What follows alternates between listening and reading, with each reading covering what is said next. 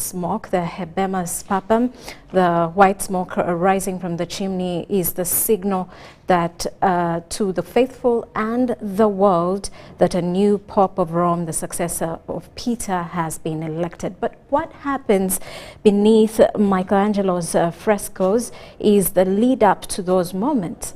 And what occurs before the name of the new Pope is proclaimed from the Loggia of Blessings by the French Cardinal Dominique Mamberti. That's the rite of acceptance. According to the rules laid out in the Ordo Ritam Conclavis and the Apostolic Constitution Universi Dominique Gregis, one of the cardinals present in the Sistine Chapel has received the required majority, and the election has taken place canonically. The senior cardinal, by order of age, or if he is the one elected the next in line, asks in Latin and on behalf of the entire College of Electors for the elected cardinal's consent with the words, "Do you accept your canonical election as Supreme Pontiff?" Upon receiving the consent, he then asks, "By what name do you wish to be called?" The masters of pontifical liturgical celebrations, acting as a notary and with two ceremonial officers as witnesses, then draws up a document confirming the elected Pope's acceptance and the name he has chosen. Now, after that process is the conclusion of the conclave. The Apostolic Constitution Universi Dominici Gregis states that the conclave ends once the new Pope accepts his election, unless he decides otherwise. At that point, the substitute of the Secretariat of State, the Secretary of Relations with States, and others who need to discuss immediate matters with the new Pope may enter the Sistine Chapel. Now, with white smoke and the room of tears, that's the next process. After the rite of acceptance is completed, all the ballots and other election-related documents are banned, and the resulting white smoke signals to the world that a new Pope has been chosen.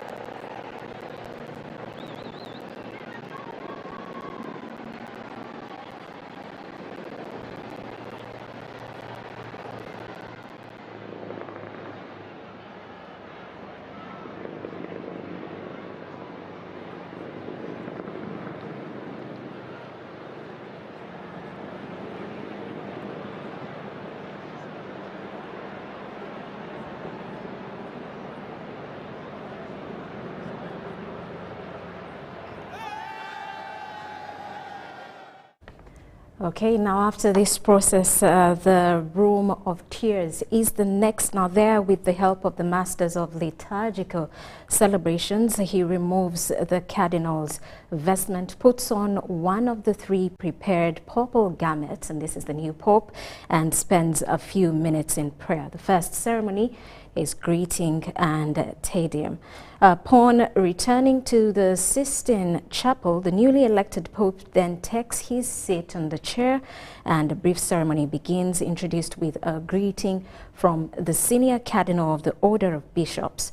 Now, the senior cardinal priest then reads a passage from the Gospel, either "You are Peter, and on this rock I will build my church," or "Feed my sheep."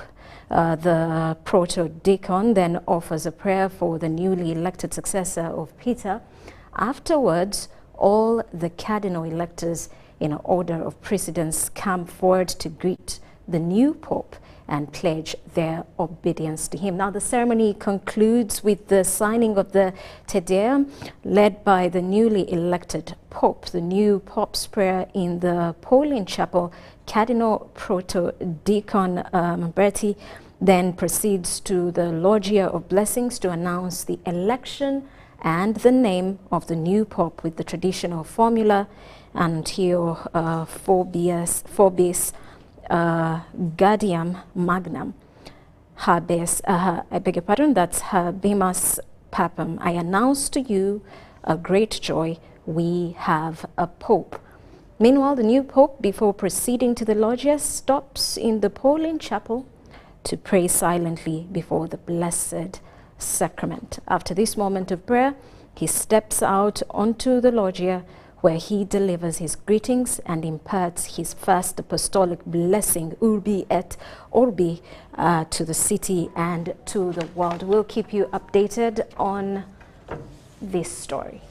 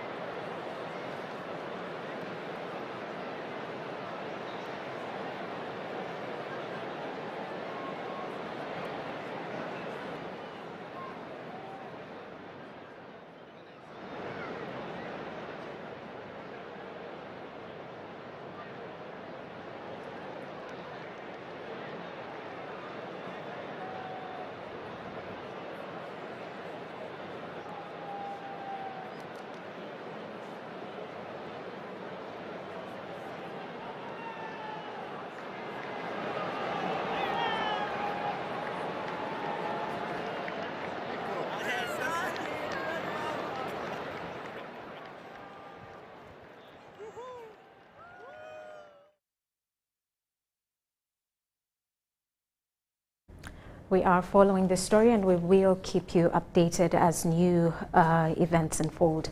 President Yoweri Museveni, Commander-in-Chief of the Armed Forces, Uganda People's Defense Forces, has called for disciplinary democracy and respectful political engagement ahead of the 2026 general elections. Chairing the Defense Forces Council at State House in Entebbe, the President condemned intimidation in politics and emphasized the need for civility rooted in Ugandan values. He also addressed corruption and urged soldiers to embrace agriculture for wealth creation. Chief of Defense Forces General Muhoozi Kainerugaba reaffirmed the Army's readiness to safeguard national and regional stability. He reported improved security in Karamoja, but raised concern over criminal activity in Kampala and politically motivated armed threats. General Muhoozi noted improvements in troop welfare and thanked President Museveni for his continued support. The meeting followed a high command session a day earlier, was attended by Defense Minister Honorable Jacob Oboth, senior UPDF commanders and top Ministry of Defense officials.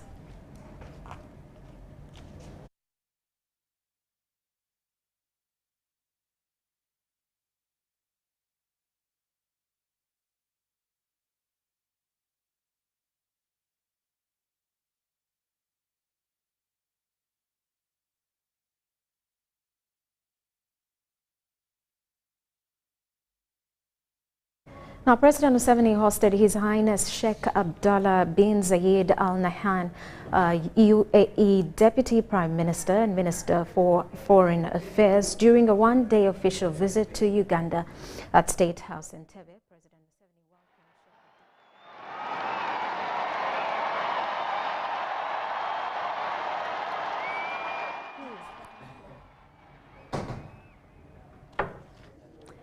welcomed. Now, the new Pope has come out on the loggia.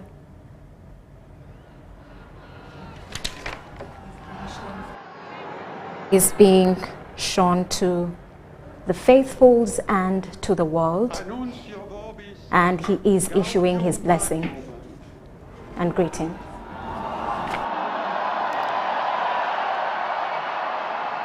Habemus Papam.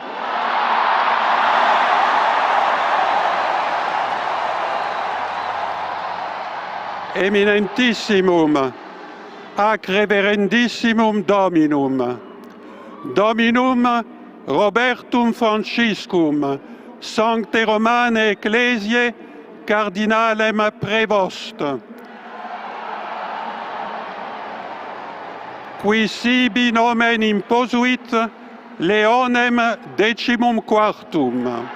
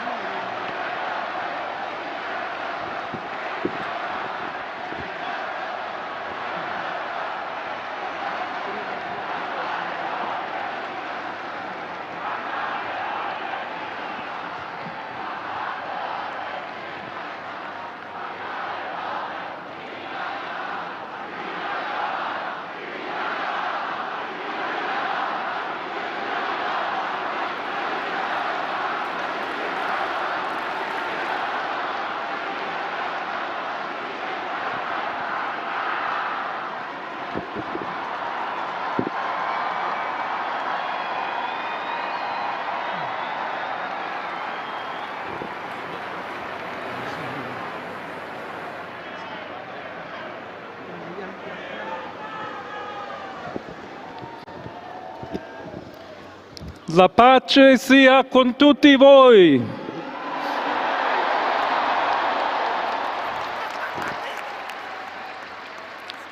Fratelli, sorelle carissimi, questo è il primo saluto del Cristo risorto, il buon pastore che ha dato la vita per il gregge di Dio.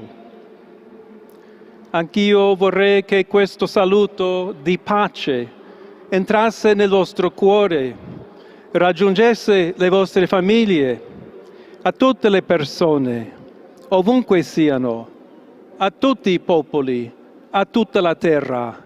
La pace sia con voi.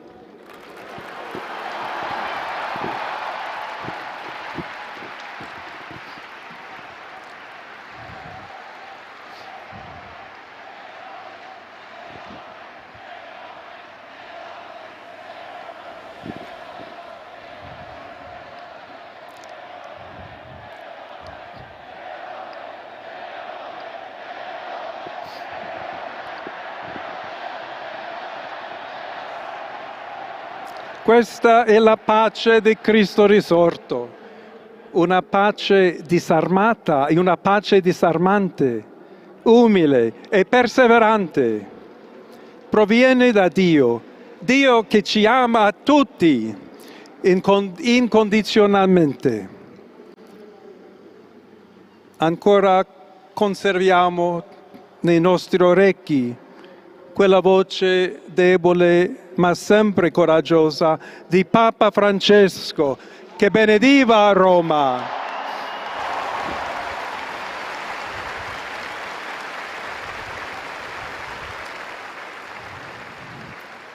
Il Papa che benediva Roma dava la sua benedizione al mondo intero quella mattina del giorno di Pasqua. Consentitemi di dar seguito a quella stessa benedizione. Dio ci vuole bene, Dio vi ama a tutti e il male non prevarrà. Siamo tutti nelle mani di Dio. Pertanto, senza paura, uniti, mano nella mano con Dio e tra di noi, andiamo avanti. Siamo discepoli di Cristo. Cristo ci precede. Il mondo ha bisogno della sua luce.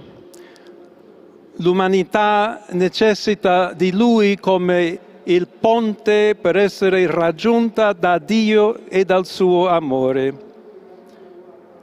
Aiutateci anche voi, poi gli uni gli altri, a costruire i ponti con il dialogo, con l'incontro, unendoci tutti per essere un solo popolo, sempre in pace. Grazie a Papa Francesco.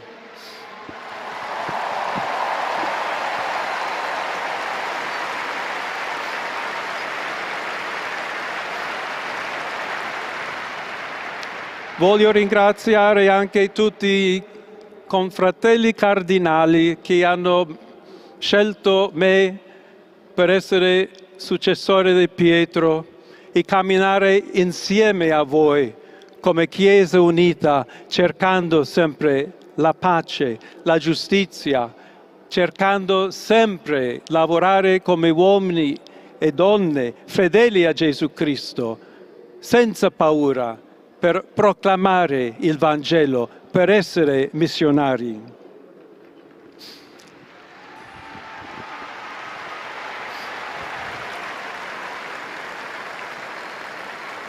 Sono un figlio di Sant'Agostino, agostiniano,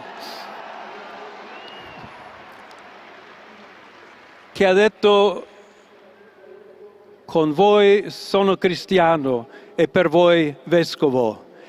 In questo senso possiamo tutti camminare insieme verso quella patria la quale Dio ci ha preparato.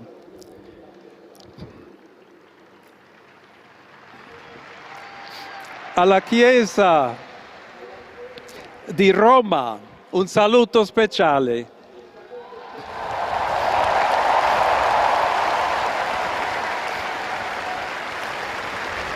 Dobbiamo cercare insieme come essere una chiesa missionaria, una chiesa che costruisce i ponti, il dialogo, sempre aperta a ricevere, come questa piazza con le braccia aperte, a tutti coloro che hanno bisogno della nostra carità, la nostra presenza, il dialogo, l'amore.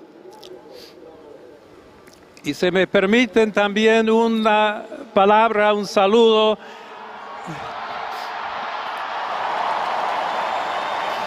a todos aquellos, y en modo particular a mi querida diócesis de Chiclayo en el Perú,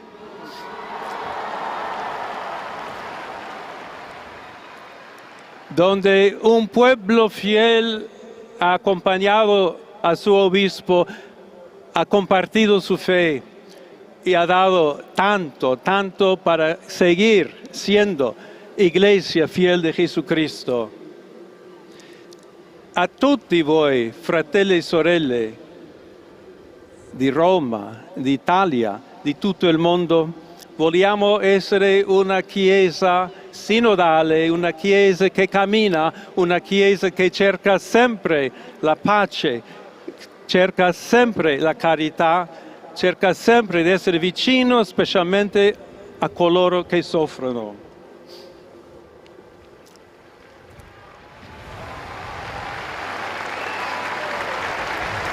Oggi, il giorno della supplica alla Madonna di Pompei.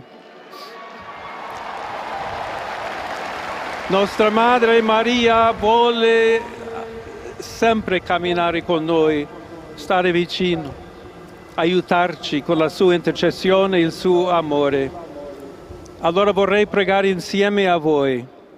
Preghiamo insieme per questa nuova missione, però per tutta la Chiesa, per la pace nel mondo, e chiediamo questa grazia speciale di Maria, nostra Madre.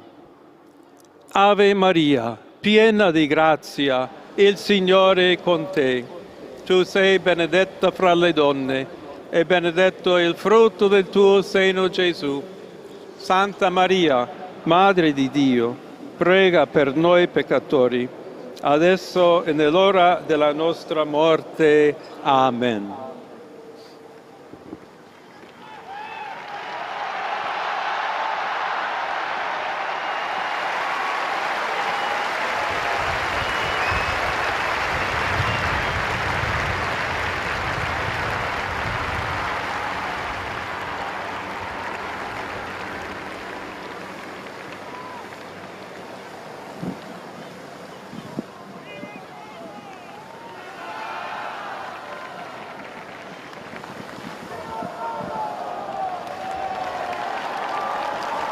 Il Santo Padre Leone, a tutti i fedeli presenti e a quelli che ricevono la sua benedizione a mezzo della radio, della televisione e delle altre tecnologie di comunicazione, concede l'indulgenza plenaria nella forma stabilita dalla Chiesa. Preghiamo Dio Onnipotente perché conservi a lungo il Papa a guida della Chiesa e conceda pace e unità alla Chiesa in tutto il mondo.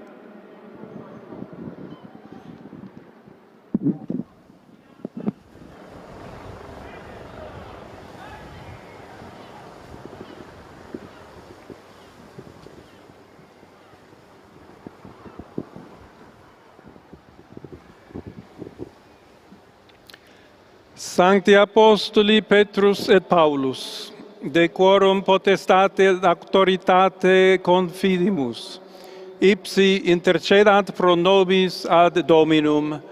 Amen.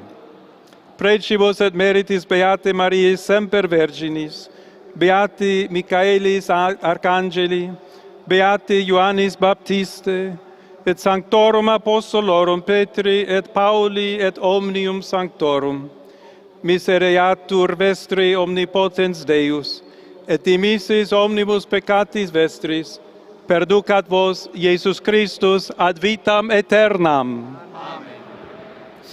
Indulgentiam, absolutionem et remissionem omnium peccatorum vestrorum, spatium vere et fructuose penitentiae, cor semper penitens, et emendationem vitae, gratiam et consolationem Sancti Spiritus, et finalem perseverantiam in bonis operibus tribuat vobis omnipotens et misericors Dominus. Amen. Et benedictio Dei omnipotentis, Patris et Filii et Spiritus Sancti descendat super vos et maniat semper.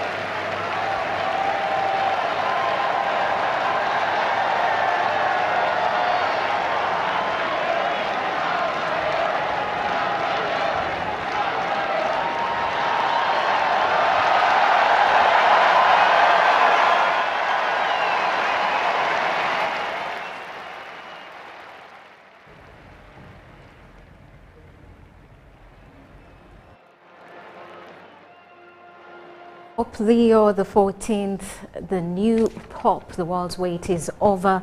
Born Robert Francis Prevost, he is the first American Pope, although not the first from the Americas.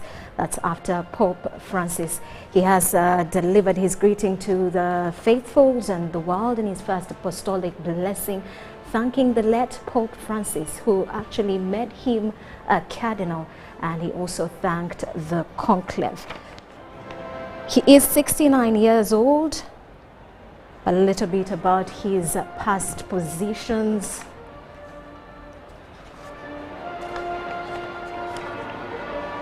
He has been serving as the Cardinal Bishop of Albano, the President of the Pontifical Commission for Latin America. Back in the past, he was Prior General of the Augustinians, titular Bishop of Sefer, Apostolic Administrator of Chiclayo, Bishop of Chiclayo, Cardinal Deacon of Santa Monica.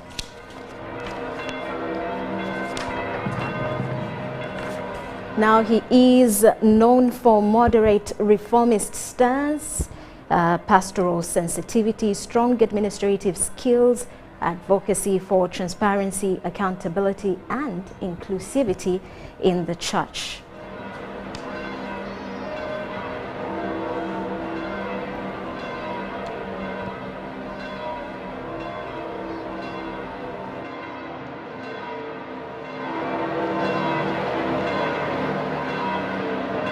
Of the new Pope Leo XIV has been welcomed with joy and spiritual excitement across the world.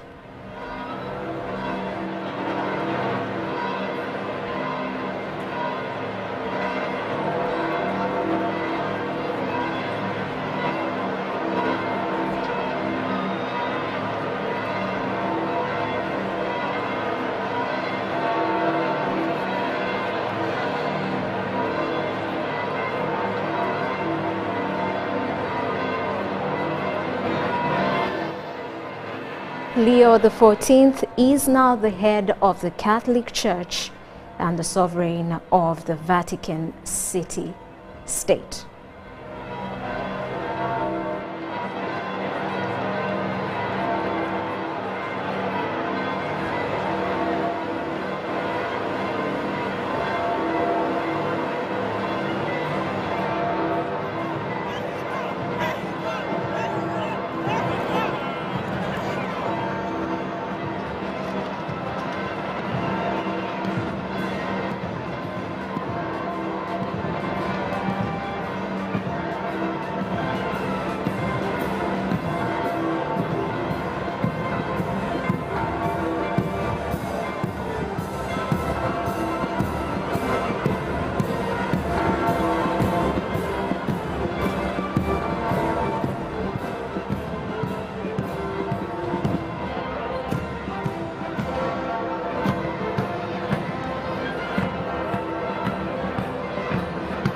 Mention his message. Sorry?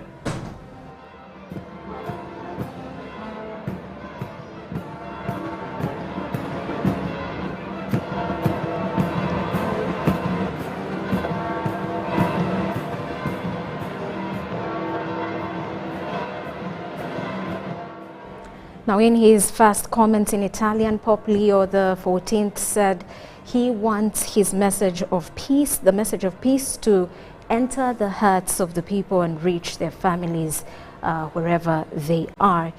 He definitely did pay tribute to the late Pope Francis, urging faithfuls to move forward without fear and to be united hand in hand with God and with one another.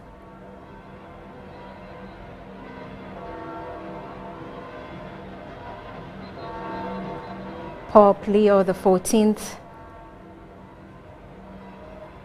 from the United States becomes the head of the Catholic Church.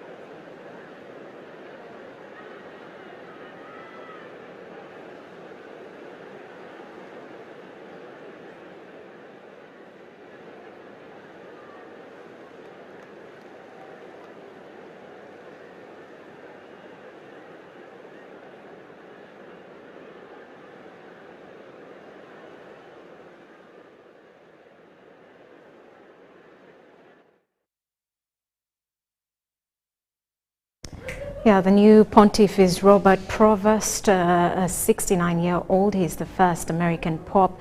He will be known as Pope Leo XIV. Widely regarded as a reformer, he is expected, crowds erupted rather in celebration as he was revealed and as he gave his first greeting and blessing. Now, President Yoweri Museveni hosted His Highness Sheikh Abdallah bin Zayed Al Nahyan, UAE Deputy Prime Minister and Minister for Foreign Affairs during a one-day official visit to Uganda. At State House in Entebbe, President Museveni welcomed Sheikh Abdallah and expressed appreciation of UAE's long-standing friendship with Uganda. He encouraged the UAE companies to invest in Uganda, highlighting the potential mutual benefits of enhanced cooperation. Sheikh Abdallah conveyed greetings from the UAE leadership and reaffirmed his country's commitment to strengthening trade, cooperation and development partnerships with Uganda. The visit concluded with the signing of 6 MOUs covering works in transport, diplomatic training and capacity building, visa exemption, joint development, e-government and digital transformation, and investment protection.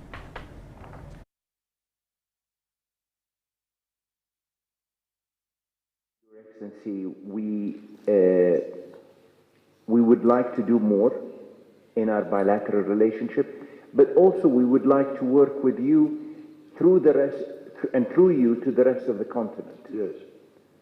As you rightly mentioned, and you would always provide us with more experience than we would ever know, obviously.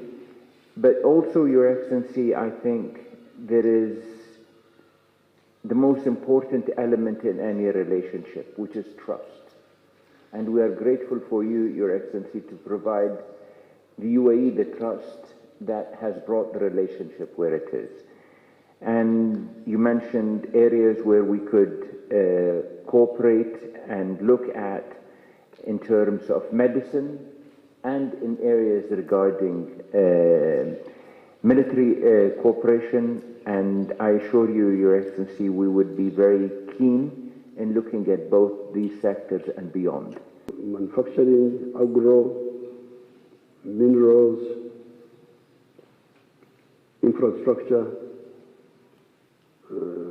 services, then one of the services, tourism, defense. If some of your companies can invest with us in defense equipment, because we have a defense industry to build our own weapons. So the area is very big. The complementarity between UAE and us is that you have the UAE market, you have the Gulf market, you even have links with Central Asia.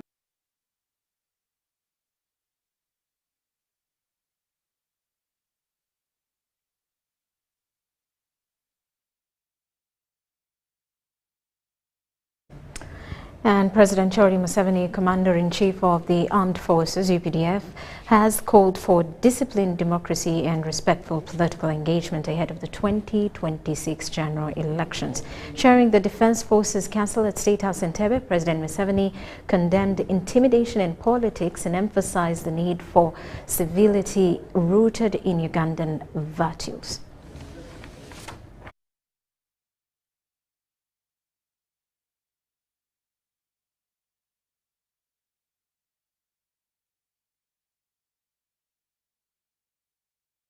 Your Excellency, we have done and continue to do a lot of work since the last High Command met. For instance, Operation Shujaa in Eastern DRC, originally concentrating on traditional ADF positions in North Kivu province, has since expanded multiple fold in terms of the area of operation. The joint forces have now established a permanent presence in the eastern DRC towns of Lubero, Butembo, and Beni. This in addition to the mobile forces that continue to do an excellent job of permanently degrading and crippling the ADF as a fighting force, have made the people of that region very happy with the work being done by the UPDF. I welcome you here to Entebbe, and I thank God for keeping Uganda safe and for keeping you safe also, you, our commanders and our soldiers. The issue of strategic security.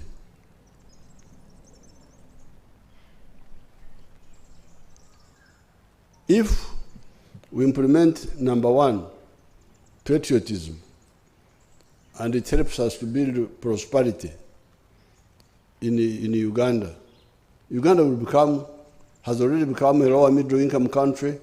It will become an upper middle income country. It will become a first world country. We are moving. As you will see in the document, I quote some figures. But even if a country is highly developed, is it necessarily secure against all threats? Prosperity will come from economic integration of Africa. But even if it creates prosperity, it may not create strategic security. That's why, therefore, with the freedom fighters led by Nyerere and Nkrumah and others, we started talking of Pan-Africanism, whereby we would not only link economically, but also politically to form political federations where possible. And in the case of East Africa, we're always talking about the East African Federation. So that is mission, historical mission number. The principles are 4, but the historical missions are 3. And number 1 is to create prosperity through economic integration. Number 2, create strategic security through political integration by forming federations where possible. And in East Africa it is possible because we are what Swahili, we are Bantus, we are Nilotics, we are Cushitics who are all moreover linked. And we are lucky to have the language of Swahili.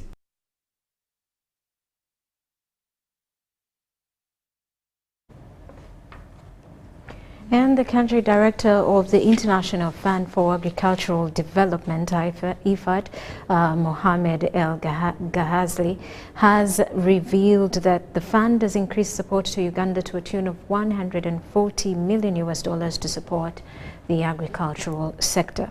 El Ghazali made this revelation during a meeting with the Prime Minister of Uganda, Rhoda Ngonzi, at her office in Kampala. Surveys conducted on the agricultural sector in Uganda indicates that 65% of the population engage in agriculture. Though the government injects funds into the sector, a good amount of it comes from development partners like the International Fund for Agricultural Development, IFAD. During a meeting with the Prime Minister of Uganda, Rhoda Ngonzi, the country director of the International Fund for Agricultural Development, IFAD, Mohamed El Ghazali, revealed that the fund has increased support to Uganda to a tune of $140 million to support the agricultural sector. Uganda's allocation has increased to almost $140 million United States dollars, putting Uganda as number 3 for financing within IFAD worldwide. So this is a great milestone and also shows how important the Republic of Uganda is to IFAD. El Ghazali says part of the money will support the animal food processors. Key investments that we received and came to our attention that His Excellency the President requested, like animal feed processing facilities and storage. We have big ones. We have also a lot of equipment that is needed and make collection centers to boost the livestock sector across the cattle corridor in Uganda. The fund is also expected to support Uganda's efforts in climate change. This is a regional program that involves also Tanzania, Kenya, and Rwanda. And it is a mega project for about 200 million, of which Uganda's allocation is 47.9 million USD. 29 million is grant to the government of Uganda to support the livestock project. And the remaining 18.9 million is through a senior loan to UDB. The palm oil farmers in Ibusoga districts will also be supported. One of the first countries, and currently we are acting on the additional financing for 100 million. Of course, it's in another district, but for the oil palm, we call it hubs. So it is in the Busoga hub, covering 5 districts, for 100 million United States dollars. Government of Uganda highly values the long-standing partnership with the International Fund for Agricultural Development, commonly known as IFAD, which has contributed significantly to the country's agricultural transformation and poverty reduction efforts in this country. I'm also aware that over the last 4 decades, IFAD has played a pivotal role in supporting Uganda's agriculture sector through a range of projects, including the National Oil Palm Project and the Oil Seed Project, with an investment portfolio totaling to over 1.8 billion US dollars. Meanwhile, the deputy resident representative of UNDP to Uganda, Ian King, also had a courtesy call to the Prime Minister to brief her of the Human Development Report 2025 due to be unveiled. In terms of sustainable procurement, is how can we support you in terms of ensuring that effective procurement, using, still have the global connections we have to have more rapid and more efficient. The report has 6 chapters. The very first chapter is talking about how the development partner can empower common people to make use of the artificial intelligence, machine learning technology for advancing human development agenda. Uganda is committed to improving the quality of life of our people,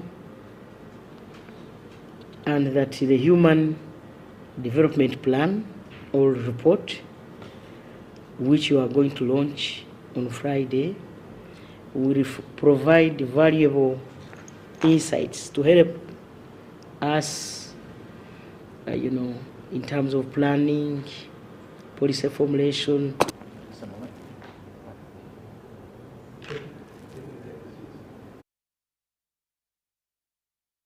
And General Caleb Kandwanaho, also known as Limsele, has called for the urgent streamlining of Uganda's border industry to ensure it achieves its full potential. He made the remarks during the first National Border Union Leadership Retreat, currently underway in Gulu City, where it was revealed that over 9 billion shillings dispersed through a Myoga initiative to border circles is unaccounted for.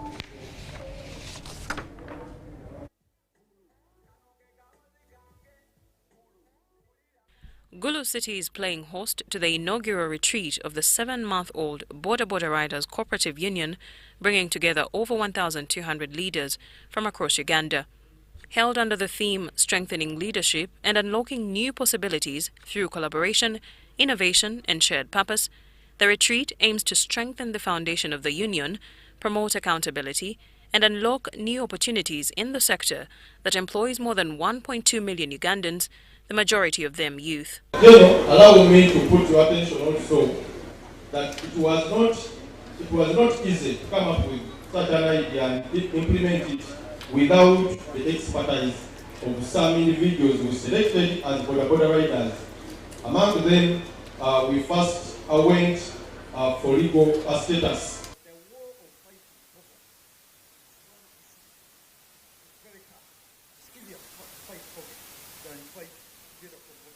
With more than 45,000 registered members, the retreat also attracted stakeholders like the National Social Security Fund, which encouraged riders to embrace savings and long-term economic empowerment. It's a very important thing for NSSF because in the last 40 years we have not had the provisions to target the informal sector, which has the majority of the workers. Over 80% of working Ugandans belong in the informal sector, so it's a very exciting opportunity for us.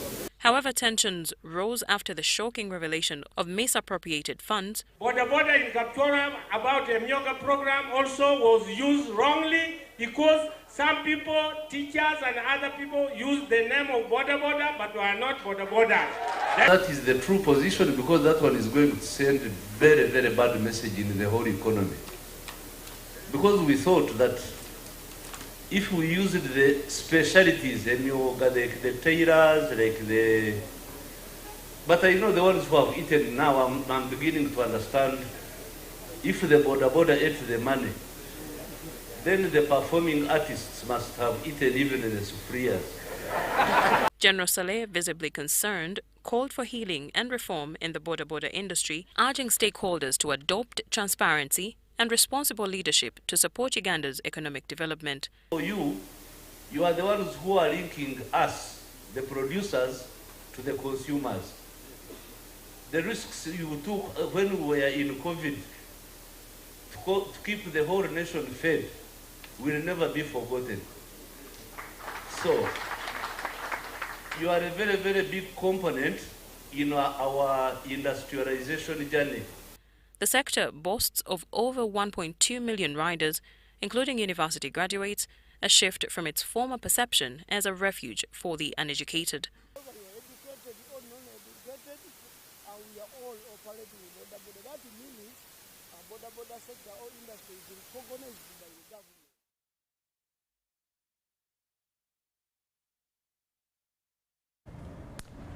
All right, and that does it for News Tonight for now. We do return at 10 o'clock with more details. I am Rhoda Ngonzi. Good evening.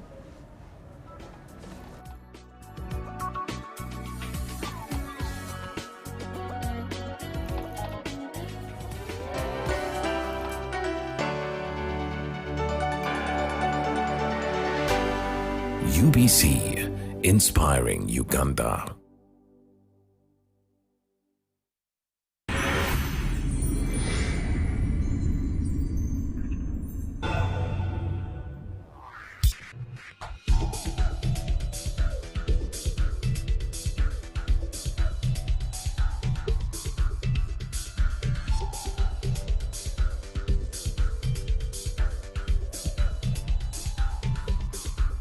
You are watching the Doc Talk Show. This message is from the Ministry of Health with support from partners. Good evening, our beloved viewers, and welcome to the Doc Talk Show, a show where I bring you professional, qualified, and very compassionate doctors to talk about topics that are very important to our lives and those of our beloved ones. My name is Dr. Sechanzi Henry, and yes, like we told you, every Thursday, starting 9 p.m. on this very channel, we shall be right there to give you health information that will help you live better and a very, very quality life. Today, we're going to discuss about a condition that's one of the most misunderstood conditions in our society. You realize that many people think that whenever somebody has abdominal pain, they call it ulcers. I've actually seen many patients who come to me and they're telling you, yeah, I have ulcers, and be like, how did you know? And actually on deeper questioning, you realize that any abdominal pain that they get, they call it ulcers, but most of the times it's not true. And joining me to discuss a little bit deeper about what ulcers is this team of doctors, Dr. Lesawul and Dr. Inaitwe. I'm going to request them to introduce themselves, and then after that, we shall get right into the discussion. But before that, I want to remind you that this show is brought to you by the Ministry of Health, the ministry that is responsible for keeping us healthy, to ensure that we live happily, because it's health bodies that will make that money, as well as the Cameline Men's Collection. These people have the best suits in town. If you have any event, you have a date, you have a party, you're going for any event and you need to look good as a man, go to Cameline Men's Collection, grab yourself a nice suit and look smart and go for that gig. Also, if you have any feedback, or maybe you have any questions, or you want to tell us about anything about this show, please, our numbers are right there on the screen. Send us a WhatsApp and we shall be able to get your feedback. Now, doctors, back to you. I'll request you to introduce yourself, and starting on my far left. Yes. Our beloved viewers, my name is Dr. Alex Lwesabula. I want to thank you for giving in your precious time to be part of this show, to listen in and learn, and as well allow me to thank the Ministry of Health. Thank you very much, Dr. Alex, and it's a pleasure having you here. Yes, Dr. Inaitwe. Thank you very much, dear host. Good evening to you, viewers. My name is Dr. Esther Inaitwe. I am a very passionate medical doctor. I am glad to be here to teach you one of the most common conditions that is faced by very many people in the country, and a condition that can actually be fatal. So I pray and hope that we learn something from this show. Thank you. Awesome, awesome. It's a pleasure having you doctors with us. Like we told you, that here we bring you professional doctors, qualified and compassionate about the topics that we discuss about. Now, Dr. Esther, like you've highlighted about this condition, peptic ulcer disease, can you please enlighten our viewers what this condition means? If they hear peptic ulcer disease, what should come to their mind? What's up with this condition? Peptic ulcer disease, just from the word, the disease name itself is a condition whereby one has a sore on the lining of the stomach or the duodenum. Our stomach has that inner lining called it's lined by the mucus. So this mucus is very protective in that it prevents the acid from attacking directly the stomach wall to cause the ulcers. Most of the times we have a balance of the ulcer that is of the hydrochloric acid that is being produced and the mucus that we have in the body. Once there is an imbalance, that is when the condition peptic ulcer disease results. Wow, thank you very much for that introduction. Doctor, you've highlighted a very important point that normally in our stomachs, we have this protective layer, the mucus layer that prevents acid, which acid is important for digestion, breaking down this food. So this layer, it prevents this acid from directly attacking. Okay, and so when you have those wounds, that's what you call the ulcers. Yes. I don't know if Dr. Resabla has something to add. Maybe something to add on, as she said, the stomach.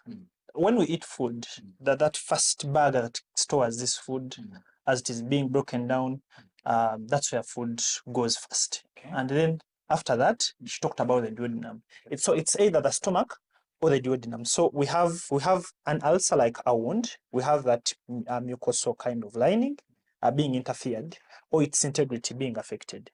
And then after that, we have this acid that is actually supposed to carry out a spectrum of functions, getting directly in contact with the wound. It's like how you pour acid on a wound. Of course, you expect pain. Or how you pour acid directly on maybe the skin which is not covered. You expect what? You expect pain. So that condition that comes when we have that breakdown of the integrity of the mucosal lining, either in the stomach or that first part of our intestines, which we call the duodenum, that's what we call peptic ulcer disease. Thank you very much, Dr. Resabula. As you've heard, it is when you have that sore. It's not that every abdominal pain you have is ulcers. There are so many other things which could cause abdominal pain. Sometimes people could even be having cancers of the stomach, okay? But simply because they're having abdominal pain, they think it's ulcers, and they'll treat ulcers for generations on generations until a time when the cancer is advanced, and that's the time they come to us for care. So let's all know that ulcers is, yes, when you have that wound or sore in that stomach, and you'll get these symptoms, but there are so many other things which could cause epigastric pain. Dr. Esther, I want to know about how common this condition is on a global scale and maybe also here in our local setting. How common is this peptic ulcer disease? Peptic ulcer disease, the prevalence of this condition globally is around 5% to 10%. So according to WHO, the data meaning that every 100 people that you see, around 5 to 10 yes, have peptic ulcer disease. Yes. That's so according to WHO, the data that was published in 2020, they said that 687 deaths were of the total deaths in the country were due to peptic ulcer disease. So this clearly shows that peptic ulcer disease is a very common condition and it can be very fatal. So that is why we need to take keen. Yes. Well, so 5 out of 10 over 100 people is actually a big number. Somebody might think that so 5 is every small. 100 people that you find on a yes, daily basis in your class, in meeting, around 5 have them. peptic ulcer disease. That's quite a big figure. And like Doctor said, it's also one of the contributors of mortality. So we need to address it and make sure that we get timely treatment to prevent this condition from getting worse. So I want us to talk about the causes of this peptic ulcer disease. Dr. Resavula, yes, so what are some of the commonest causes, especially in our setting here? The commonest causes, one, I'll begin with one of the things that has actually affected many Ugandans. You know, Africans, we have a problem. We tend to do things that we are not professional about.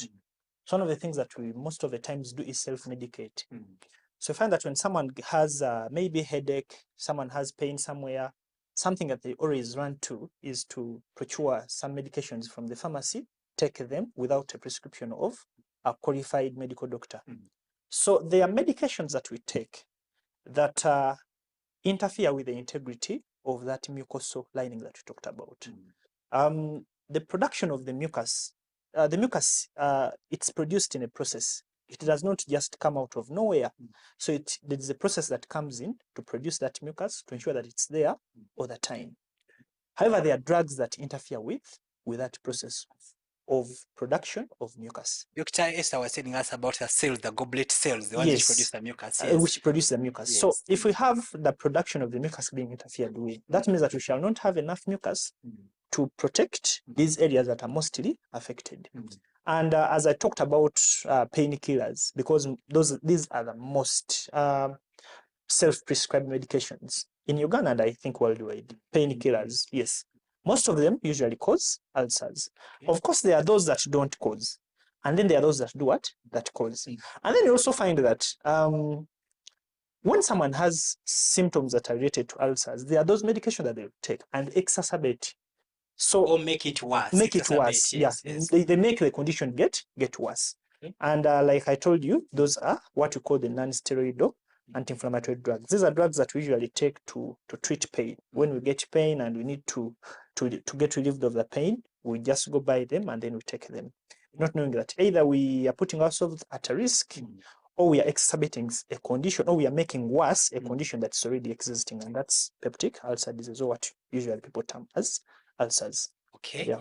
Wow, Dr. Risabla, you bring out a very important point of these chronic or these medicines that people usually are used to kill pain, and especially there are people who have actually very, very bad pain, especially people with orthopedic conditions, people with conditions that require actually a medication that relieve the pains, and sometimes they are on very strong NSAIDs that can actually erode that mucous membrane. But usually when we have a patient with such a condition, us as health workers, we know that if someone takes these medications for a very long period of time, they're at risk of getting these ulcers. So we get a way of preventing the ulcers from happening. So that's why I'm saying that we shouldn't self-medicate. Even if it's just buying that painkiller, it could be something that's going to send you into the grave very early. Actually, Dr. Resavula, one of the other things that I've also noticed is that there are times when we tell our patients that as you take this medication, better you take it after a meal. This is not a routine for all medications, by the way. And there are some medications which are better taken on an empty stomach. So your doctor will always be very clear on this, and they'll tell you that maybe for this one, you take after a meal. For this one, you take on an empty stomach. And for some of these conditions that require these painkillers for a long time, sometimes we give some medicine to protect the stomach. Okay, so our doctors out here, they know very well this medication, and sometimes they'll give you medication to prevent maybe some of this process from going on of causing the ulcers. We want to take a short break, and when we return, we want to talk about other causes of ulcers apart from the NSAIDs. I'm sure there are quite a number of other causes. So, Dr. Esther, I think we shall take a break, and when we return, you'll take us on with the other possible causes of peptic ulcer disease. Our beloved viewers, thank you very much for being part of this show up to now.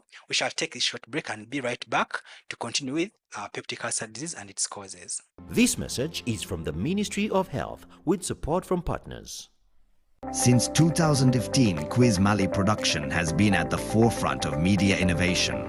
Our passion for storytelling and creativity has driven us to deliver over 100 successful projects, making a lasting impact on the industry. With 4 highly acclaimed TV shows, we've become a household name, bringing quality content to your screens. At Quiz Mali Production, we specialize in content creation, digital media marketing, media buying and documentaries. We plan corporate events, provide top-notch photography and videography services, and offer seamless translations and live streams for your every need. Join the hundreds of satisfied clients who trust us to bring their visions to life. Quiz Mali Production, your partner in media excellence. Visit us at Quiz Mali and let's create something amazing together.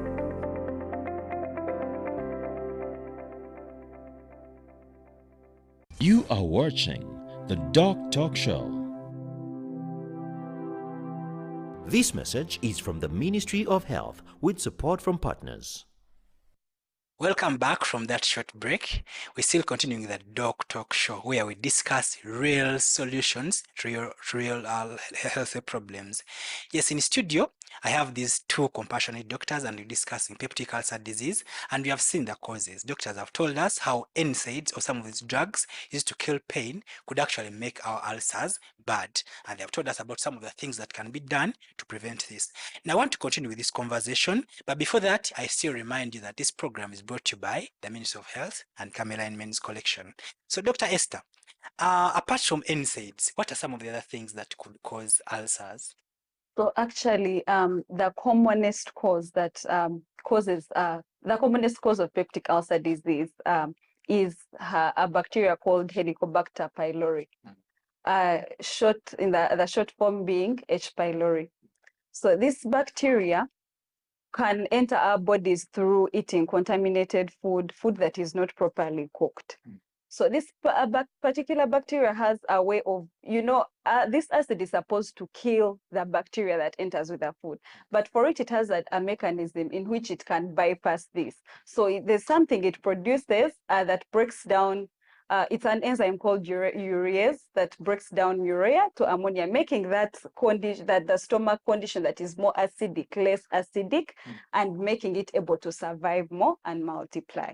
So when it multiplies, this bacteria can cause inflammation. It produces very serious toxins that can cause inflammation or swellings in the stomach that will weaken now the integrity of the stomach wall. The other thing is that it can also reduce the mucus production, like we talked earlier. This mucus lining is good for, it protects that stomach lining from being directly attacked by the acid. So once that mucus production is reduced, that means that the acid can directly attack the stomach wall, making it very weak and then causing the ulcers. Okay. Well, thank you very much, Dr. Esther, for that. Realize that this bacteria, as Doctor has talked about it very well,